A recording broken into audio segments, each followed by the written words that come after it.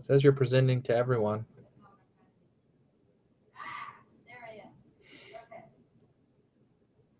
Unmute my microphone.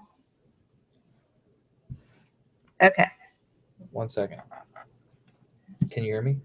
Yeah. Sweet. Through the computer. Oh, don't want my roommate to hear me. Okay. Give me a second. So, hi. Hi.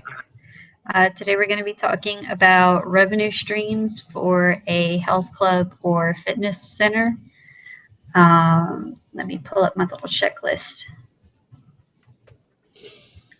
Okay. Can you still hear me? Mm-hmm. Alrighty. So, first of all, what are some ways that a gym can take in revenue or money? I mean, there's membership fees, and there's if they have like a snack center or even like a Coke machine or something like that. What else could they do? There's I know of a gym particularly that did they hosted a fun run and charged a fee. okay, yeah, like if the gym sponsors it. Right. There's personal trainers for hire. You can get a massage for a fee, or for like at Planet Fitness, it's like a higher level of membership, and you can get all that stuff included. Premium membership or whatever. Yeah. Or even the privilege to bring guests with you or charge guests instead of a membership fee. So that's always an option. Selling t-shirts and sports equipment and stuff. I know like Reds has their entire tennis center and stuff. Like a store inside the yeah. You just have a little card and it gets charged to your monthly bill. Yeah, which I think is a really smart way to do it, instead of making them keep their credit card with them at all times and stuff, to be able to just charge it. And then you probably don't even think about how much money you're spending. You just like put it on your Reds card. Yeah. So that's something. And I mean, they have like a full service cafeteria, griddle. They have the salad bar. It's I mean, you can get food there every day and not think about it until you get your bill at the end of the month. Right. It's just like a credit card, I guess. Yeah. Very specific credit card. And they set their prices, and you don't even notice how high it is because you're just charging it. So like well, you do notice eventually if you pay attention and keep right. I'm assuming that they don't. Okay, and then what kind of factors are under the management's control as far as like money being taken in and that they're spending to run the business? Like what kind of factors are under their control as far as expenditure is concerned? Yeah, like the employees' wages, I guess, would be under their control. The amount of like how many people they have on staff. Yeah. And going back to like the food bar and stuff, how high of a quality and how high the markup is. Right. Any kind of improvements to the gym or replacing equipment, updating, anything like that. Well, but then that kind of goes back, well, not back to the third point, would be like external factors they can't control. Yeah. I mean, they can like maintain their equipment properly, but they can't necessarily control if and when it breaks. Well, no, I'm not talking about replacing broken equipment. Just for like instance. Like remodeling and stuff. Yeah. Okay. Or just updating, like it's not broken, it still functions properly, but or they buy new equipment like Reds has 3 or 4, 5, man, there's rooms in Reds I never even went in, and there's a bunch of them that all have exercise equipment.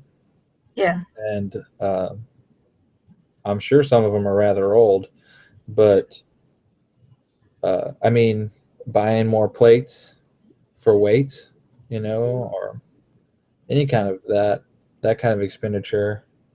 Um, I mean, at a place like Reds, they're not just selling a gym; they're selling a brand almost like the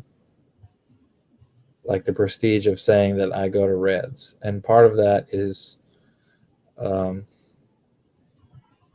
part of that brand, part of that prestige is that they keep up with their equipment, that they have a lot, they have nice stuff, whatever, like Yeah. it might not necessarily be true about Reds, but Well, but I'm sure they exist. yeah. Well, I'm like spending the money on the nicer equipment Right. would also allow them to, I mean, they would have to raise their membership fees and stuff to pay for it, but also it seems like a more justified cost because they're getting that name and the, oh, well, we have the best stuff Right. kind of Right. There's reputation. an intangible kind of benefit to spending that money. That's Yeah. that's like a basic uh, uh, proverb, I guess, a business proverb. Like you got to spend money to make money. Yeah. Part of that spending, especially in today's business world, you almost have to build a brand more than just a product, or over and above just a product. You have to, like, think about Apple and iPhone. Like, they've built a great product for themselves, right? But how much of it is simply the fact that it's Apple? It might not be like that Like anymore. most of It it. I was mean, it was 10 years ago or so, something like, even 5 years ago. yeah. Anyway, Yeah. so back to health clubs though. Yeah. um, Other factors that are under their control. What about I don't know, like down here, air conditioning's a big deal. They could choose to not keep it super cold. Like Reds is always freezing to me. Oh my gosh, it's always cold in there. I mean, I know I understand why they do that. You know, it makes it more comfortable to work out in for some people, not me. Not me. But Running on the treadmill and have the air conditioner blowing straight on you. well, pick a different treadmill. But Yeah. anyway, So, choosing to raise it a couple degrees would save them a bunch of money, especially in a facility that size. right, right. In the Uh, summer, especially, yeah.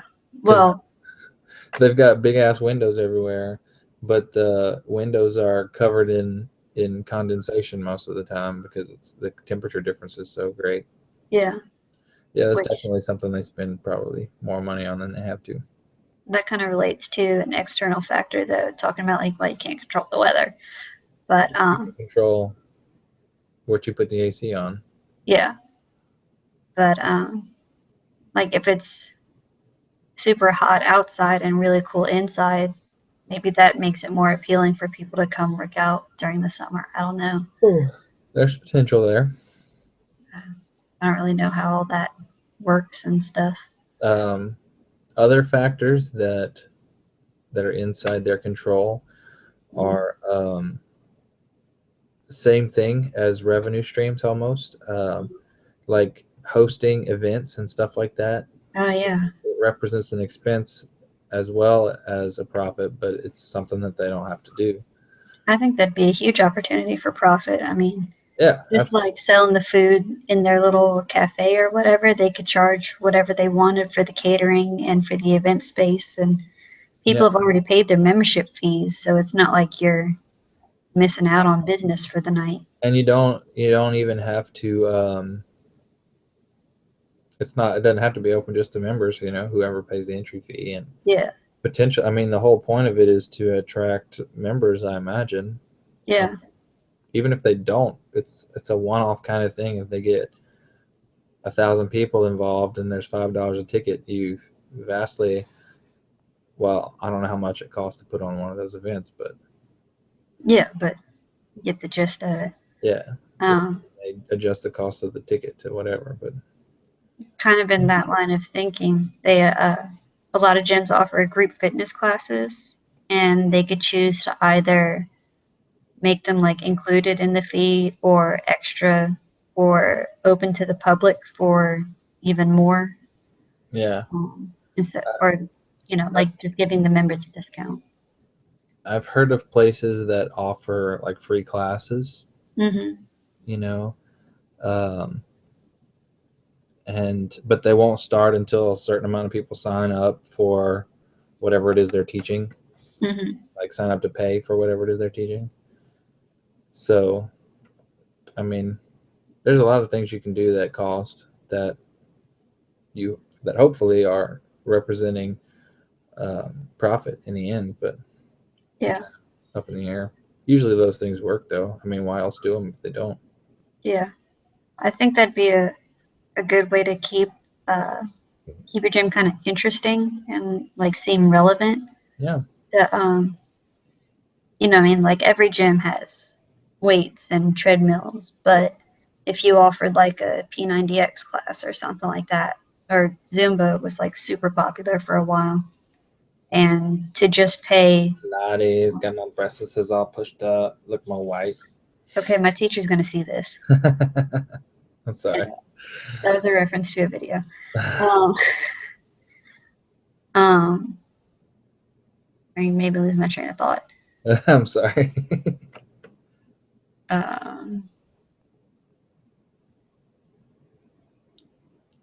Okay, we're talking about Zumba, and Yeah. I might have to edit that part out of the final video. Oh yeah, what I was gonna say is it'd be very cost effective for a gym to employ an instructor, especially if they were already on staff, to just come teach an hour, hour and a half, 2 hours, whatever, but charge everybody else either to come in or just for the publicity from offering that class. I know Bourgeois Hall offers stuff like that all the time. I think they have at least one class every weeknight. Um, and like I said, the trainers already work there, and we're not paid much. So Doesn't represent that much of an expense. yeah. Hey, guess what else you're gonna do this week? What? You're gonna teach a class or whatever, something like that. Oh. Yeah. Okay, I thought you were actually asking me. No. Okay. So we talk a lot about like good publicity and stuff like that, but I think it's really hard to control the public's perception of a health club. Like, I mean, obviously you can do stuff to like make it better and put your name out there, but say you took over a gym that used to have a really bad reputation, or if the building was like old and gross, then you can remodel, give it a fresh paint job, new logo, all that stuff. Yeah. Total rebranding. But there's only so much you can do to try to change how people think about you and Yeah. your business. I mean, a lot of it has to do with how much time you put into it, and Yeah.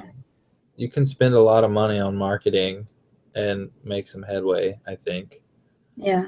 Um, But at the end of the day, like you can't guarantee that it'll get people in the door. right, right. You And might be able to change the way they think about you, but you can't get them in the door. right.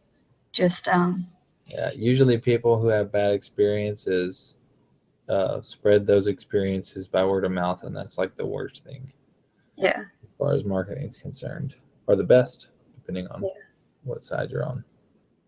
And then beyond advertising, just trying to make yourself as appealing as possible. Having a good location is. I was reading an article earlier saying that they expect it to be one of the biggest factors in whether or not people actually go to a gym. What's that? Like where they're located. Oh, right.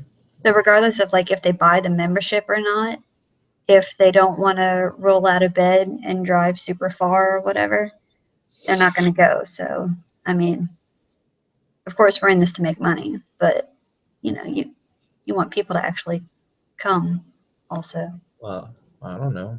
As long as they're paying their monthly bill, you know. No, I mean, how sad would that be if you went to work every day and just the same one old guy on the rowing machine, and that was it? Oh yeah, that would kind of be sad. Yeah, it's my dad. That's your dad on the rowing machine. Probably. I don't know. Anyway, so that's probably about it.